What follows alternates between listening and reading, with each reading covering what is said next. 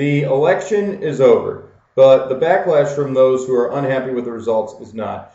After the election, I looked at countless online articles, Facebook comments, you name it, leaning every which way on the matter, and one in particular that stood out to me was on MSN.com, which was how Obama won the election, and the short answer is that he got more votes than the other guy. So when Donald Trump posts on Twitter that we need to have a revolution, I would have to ask him who it would be comprised of, and whoever they are, they probably won't be a majority since more people obviously disagree with you than agree. Also post-election, Ted Nugent gets on Twitter and berates supporters of the re-elected president, referring to them as pimps, whores, and welfare brats, and responsible for America's economic and spiritual suicide. Admittedly, I have never conducted a focus group, but insulting and berating a majority probably isn't the best way to garner support or establish credibility. And furthermore, when you talk about how you'll end up either dead or in jail if the president is re-elected, the stockpile of firearms you've brandished on numerous occasions probably doesn't help your case when the Secret Service decides to have a dialogue with you. They are obligated to treat anything that even remotely implies a threat as though it could be legitimate. That's their job. No matter who you voted for, agree or disagree, you have your reasons for feeling the way that you do about the issues. That doesn't give you the right to attack someone who might think otherwise. Your vote is your business, nobody else's. Things your vote doesn't entitle you to do include stealing the campaign sign off of someone's lawn or stomping on someone's head. Then, of course, there's the classic integration of church and state. The Founding Fathers did not intend for this to be a Christian nation founded on Christian values.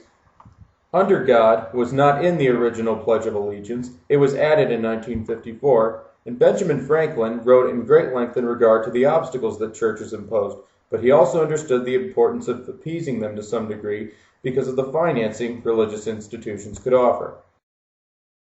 For a period, it seemed that Glenn Beck had all but dropped off the face of the earth, but a link that a friend of mine left on Facebook showed me a segment of his show where he encouraged people to buy farmland.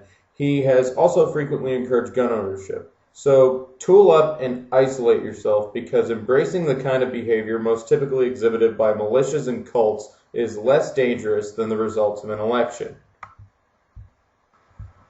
Having said that, the Glenn Beck clip where he encouraged his audience to buy farmland and be around like-minded people was brought to my attention by The David Pakman Show, who credited rightwingwatch.org for sending it to them.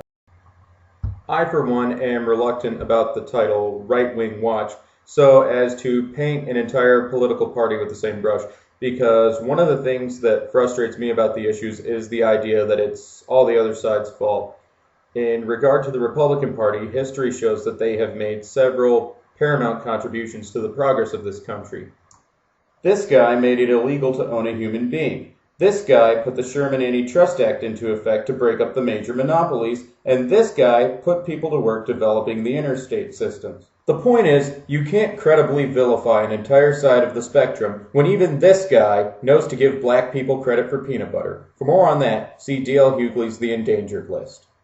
So, case in point, going too far in either direction brings with it the risk of being presumptuous.